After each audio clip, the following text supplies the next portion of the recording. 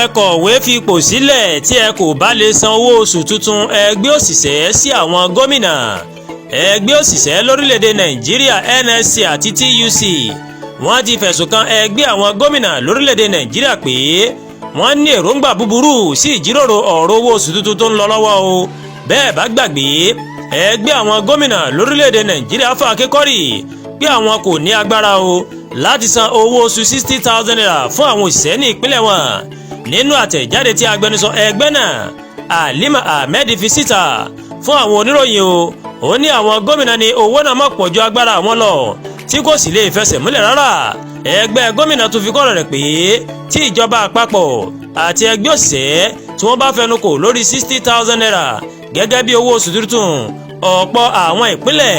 ó ní kò ní lè san owó náà fún àwọn òṣìṣẹ́ wọn o. ẹ̀wẹ̀ ẹgbẹ́ òṣìṣẹ́ lórílẹ̀‐èdè nàìjíríà ní gbogbo ohun tí àwọn ń béèrè fún pé kí ìjọba àpapọ̀ ṣe fún àwọn lórí owó oṣù tuntun tí àwọn gómìnà kan tí wọ́n bá sọ pé àwọn ò lágbára láti sanwó náà kí wọ́n kọ ìwé kí wọ́n sì fipò wọn sílẹ̀. igbákejì ààrẹ TUC Tommy Etim tó bá wọn iléeṣẹ́ ìròyìn The Punch sọ̀rọ̀ ó ní gbogbo nǹkan tó jọmọ́ owó oṣù tuntun ó ní ó gbọ́dọ̀ wá sí ìmúṣẹ fún àwọn gómìnà àti làhàn wọn tí wọn kò bá lè san owó oṣù tuntun yìí kí wọ́n kọ̀wé fipò sílẹ̀ nítorí a dìbò fún wọn ní fún ìjọba rere kì í ṣe fún àlùmọ́nì nìkan ní orílẹ̀-èdè nàìjíríà tí àwọn gómìnà ti sọ pé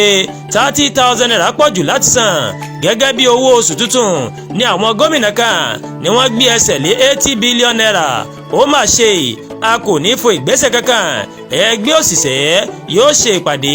à ń fún ààrẹ ní àǹfààní láti sọ̀rọ̀ ní. bákan náà nínú àtẹ̀jáde ẹgbẹ́ òṣìṣẹ́ Labour Benson Hooper tó fi léde ó ní àwọn gbàgbọ́ pé àwọn gómìnà lórílẹ̀‐èdè nàìjíríà wọ́n gbé ìgbésẹ̀ náà pẹ̀lú èròǹgbà búburú ni pẹ̀lú nǹkan tí wọ́n sọ ó ní kò sí nǹkan tó lè lé àwọn kúrò níbi òtítọ́ nítorí àfikún ti wà fún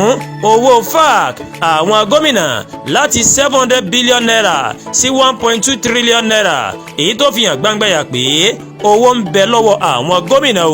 Àdúàgbà Olúwatóyìn lóníròyìn yín ẹ ṣé púpọ̀ tí ẹ ń wo Ẹ̀yà Yorùbá TV